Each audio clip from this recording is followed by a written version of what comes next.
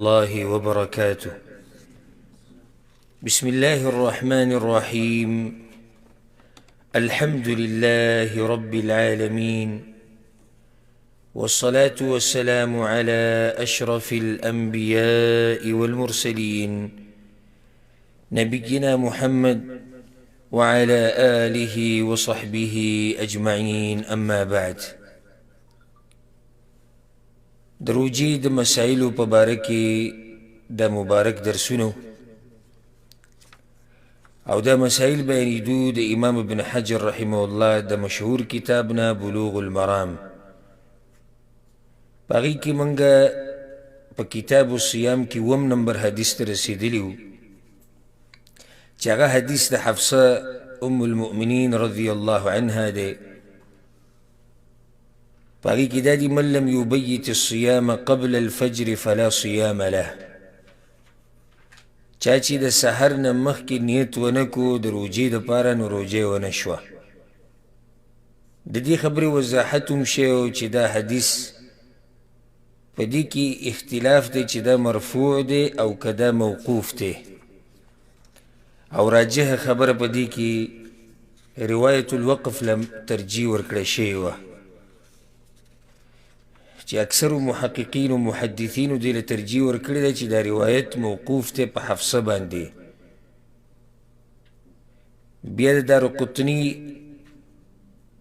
روایت پکې لا صیام لمن لم یفرضه من اللیل، او موږ وی د دې نه دا فایده راوځي چې دا مسله د فرضي روجې دپاره ده، د نفلي دپاره نه ده. د نفلي روجې مسله به انشاءالله نن راشي. نو د دې حدیث لاندې موږ یو 2-3 مسئلې بیان کړي وي. یو خو دغه مسئله بیان شوې وه چې دا حدیث مرفوع دی که موقوف دی. دویمه دا مسئله بیان شوې وه چې د نیت کولو څه حکم دی د فرضي روجې دپاره. درېیمه دا مسئله بیان شوې وه چې نیت په خوله باندې ویل نشتی، نیت د زړه ارادې ته وایي.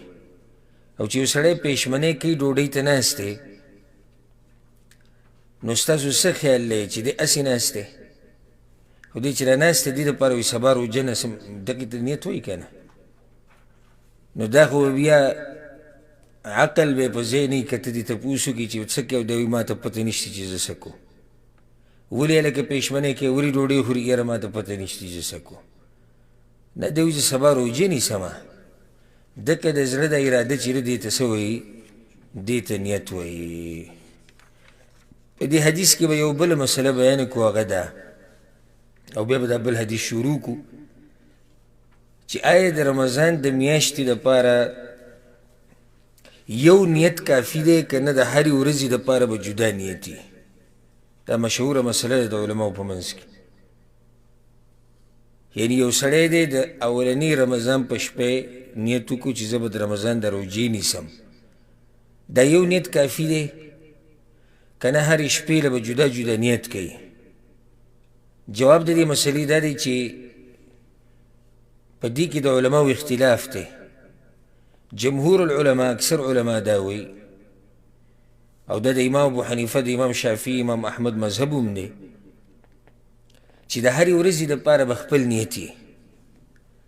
وجه یې دا ده چې لأن کل یوم عباده، ځکه چې هره ورځ چې ده دا ځان له عبادت دی، هره ورځ ځان له څه دی؟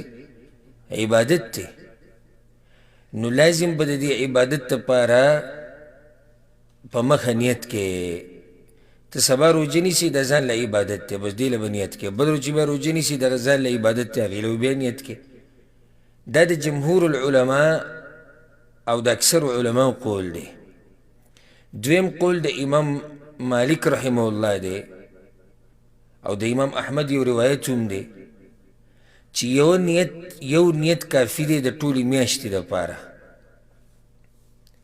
او د هغه روجو دپاره چې هغه پرله پسې، لکه د کفارې روجې شوې، د قتل کفاره شوه، یا د زهار، یا رمضان په ورځ کې د کوروالي 2 میاشتې پرله پسې روجې دي که نه، وایي دې ټولو دپاره یو نیت کافي دی.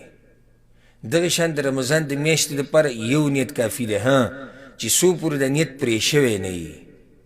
اوس که داسې وشي چې یو سړی په سفر لاړ د رمضان په منځ کې او روجې ونیو نو هغه نیت څه شو پرې شو مات شو اوس به بیا نیت کوي دوی دا وایي او چې بیمار شوی نیت دې مات شو اوس به بیا ته نیت کوي یا مثال یو زنانه د روجې نیوي د رمضان د میاشتې نیت یې کړی چې د رمضان د میاشتې روجې نیسم په منځ کې به حیض راغی نیت یې څه شو هغه مات شو اوس بیا نیت کوي